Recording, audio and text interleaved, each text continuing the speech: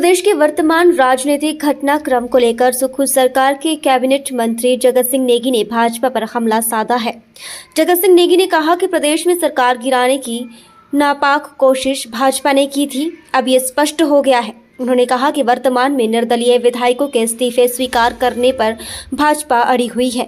इस मामले में भाजपा के लोग प्रदेश के राज्यपाल को भी खींच लाए हैं।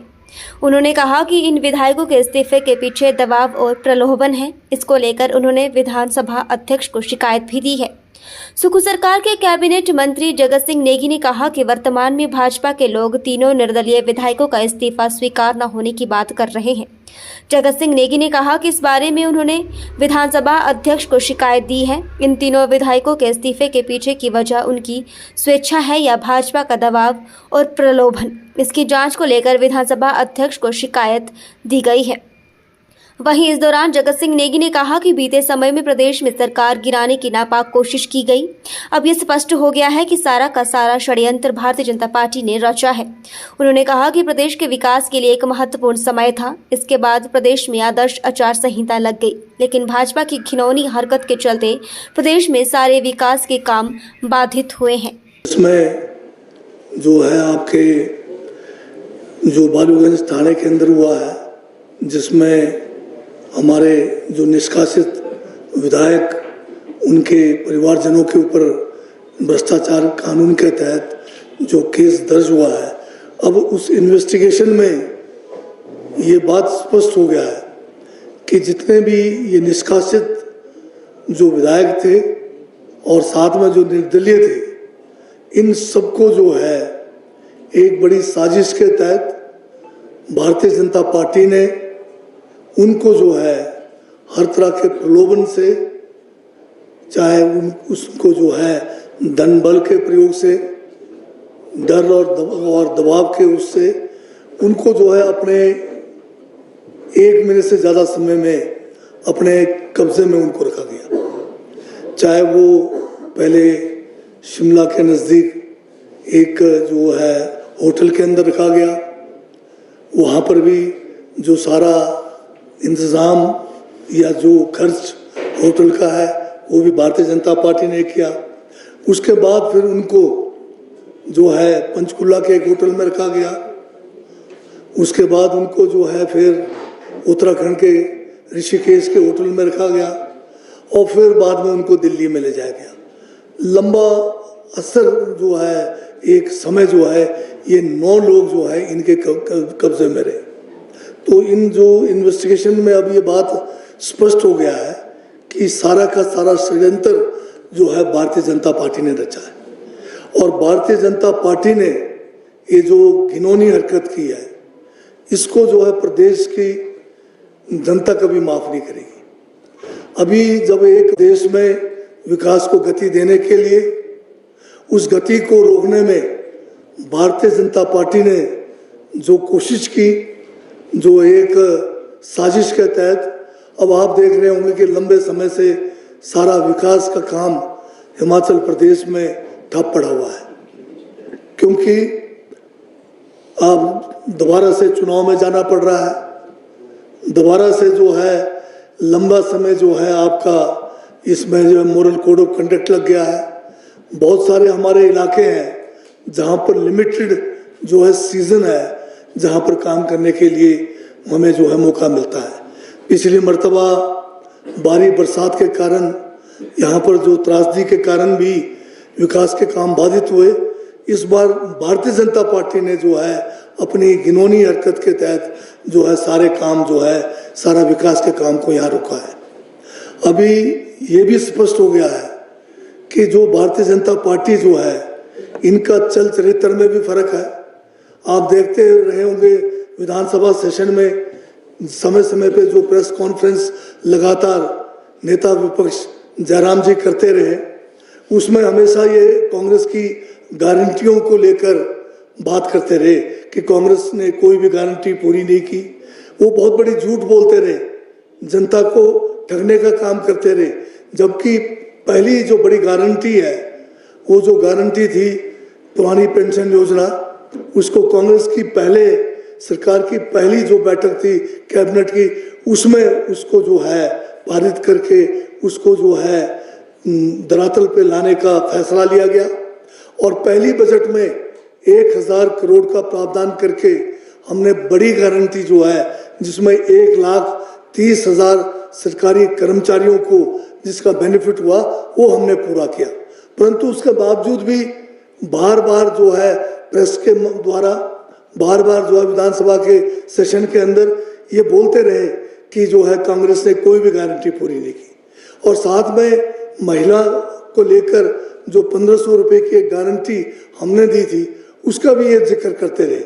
परंतु जब कांग्रेस की सरकार ने इस योजना को शुरू किया 1500 रुपए महिला को देने का न केवल घोषणा की बल्कि बजट प्रावधान करके उसको लागू किया तो आपने देखा होगा कि किस तरह से जयराम जी दल बल के साथ इलेक्शन जो हमारा कमीशन है स्टेट का वहां पर पहुंचे और वहां पहुंचकर उन्होंने जो है गुहार लगाई कि ये जो महिलाओं को सम्मान राशि जो 1500 रुपए कांग्रेस की सरकार देने जा रही है इसको तुरंत जो है इस पर रोक लगाई जाए। तो इसी से साफ पता लगता है कि भारतीय जनता पार्टी जो है इनका चल चरित्र में फर्क है। ये कहते कुछ है करते कुछ है, इनकी करनी और कथनी में फर्क है और ये महिला विरोधी भी है।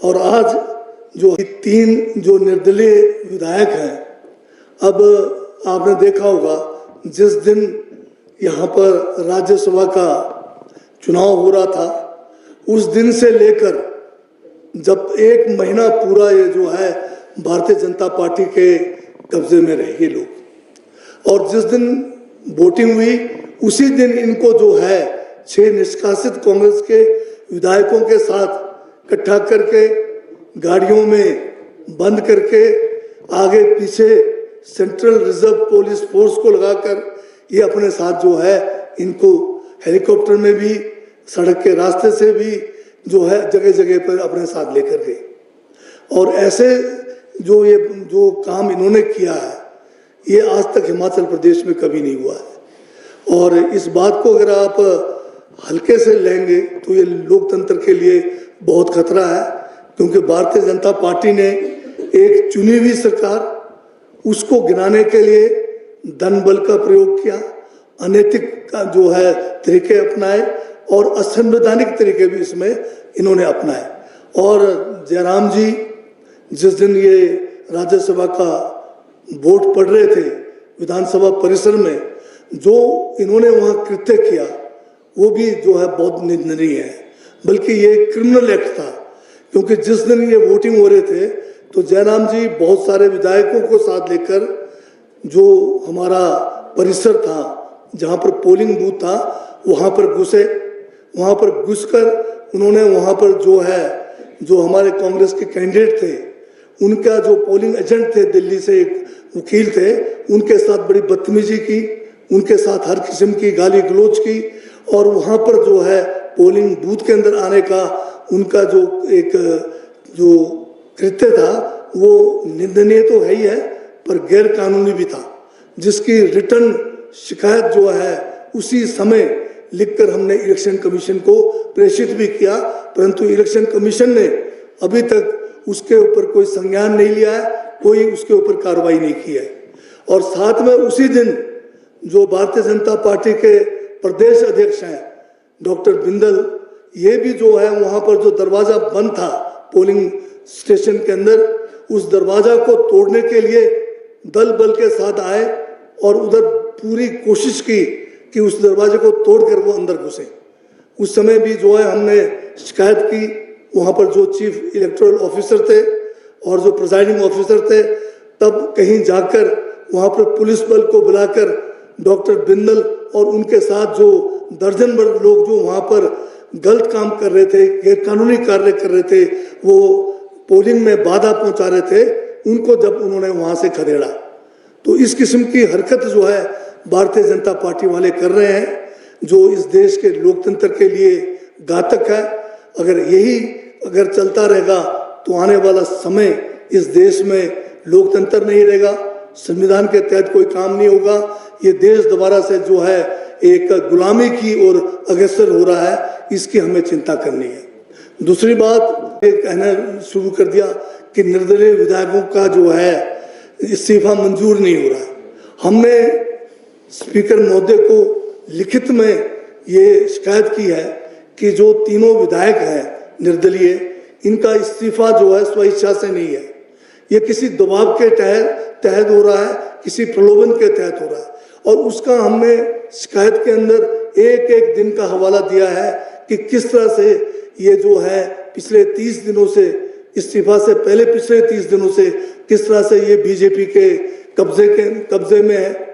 और साथ में जिस दिन इस्तीफा देने आए उस दिन भी जयराम जी इनको जो है पकड़कर साथ के लिए लेकर आए थे। तो ये तो प्रेस के साथियों ने भी देखा है, कैमरे के सामने आपने देखा होगा। अगर ये तीनों निर्दलीय अगर स्वेच्छा से दे रहे होते तो एक महीने ये जो है अपने चुनाव क्षेत्र नहीं गए, एक महीने से अपने घर नहीं गए, तो एक महीने से ये जो कांग्रेस के निष्कासित विधायकों के साथ और साथ में भाजपा के दो, एक मंत्री, पूर्व मंत्री और एक जो है विधायक वर्तमान में, उनके वो जो है चौकीदार के तरह इनकी निगरानी में पड़े रहे।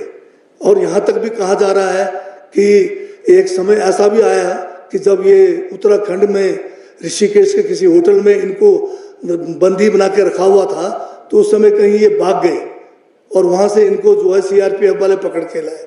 ये भी खबर जो है आजकल जो है चारों तरफ फैला हुआ है।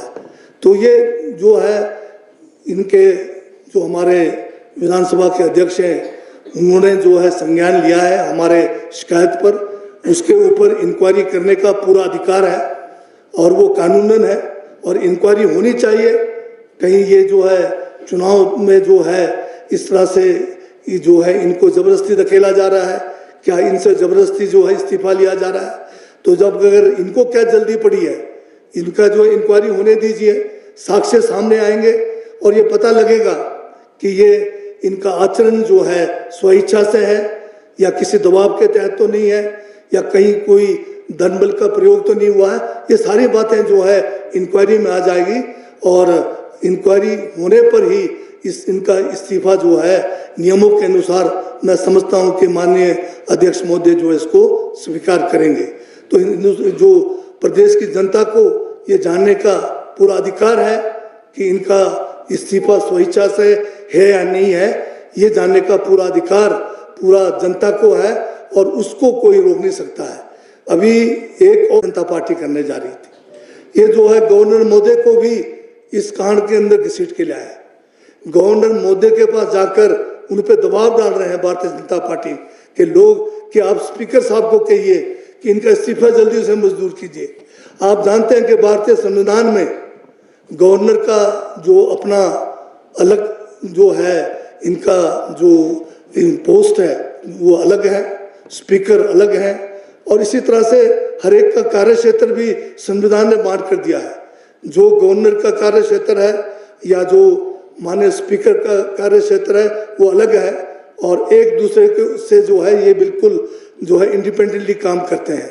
अगर इस किस्म की दबाव की राजनीति ये अपने जो है केंद्र सरकार के उसका फायदा उठाकर संविधान के नियमों को ताक पे रखकर काम करेंगे, ये हमारे संविधान के लिए, हमारे देश के लिए जो है एक बहुत ही बुरे दिन देखने का हमें जो है भविष्य में ऐसा लगता है कि आना पड़ेगा। तो इसलिए मेरा भारतीय जनता पार्टी के खासकर जयराम ठाकुर से इनसे आग्रह करना है कि आपको 5 साल के लिए जनता ने जो विपक्ष में बैठने का मत दिया है, आप उसको मत को मानिए और किस तरह से आप जो है इस सरकार को गिराने के लिए तरह तरह के हथकंडे अपना रहे हैं, ये प्रदेश की, हिमाचल की जनता है, कभी आपको इसके लिए माफ नहीं करेंगे।